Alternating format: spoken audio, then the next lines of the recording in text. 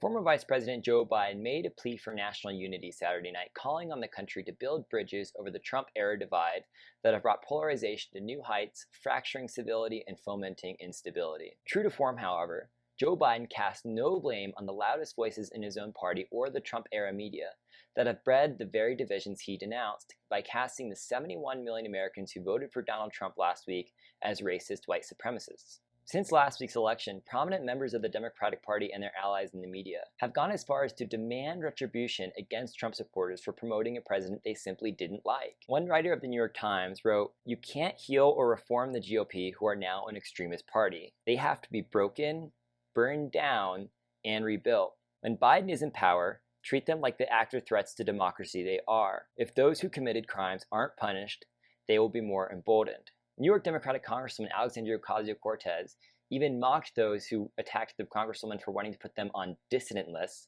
writing on Twitter, "LOL at the party of personal responsibility, being upset at the idea of being responsible for their behavior over the last 4 years." A former campaign staffer for Pete Buttigieg's presidential campaign answered Ocasio-Cortez's call to create these dissident lists, writing back, "We just launched the Trump Accountability Project to make sure anyone who took a paycheck to help Trump undermine America is held responsible for what they did." That same staffer went as far as to threaten future publishers and employers of people who might have worked in the Trump administration. And yet, as Democrats deride Trump and his supporters as no better than collaborators of the Nazi state, exit polls actually show Republicans made significant gains among Black, Asian, and Hispanic voters while losing considerable ground among white voters.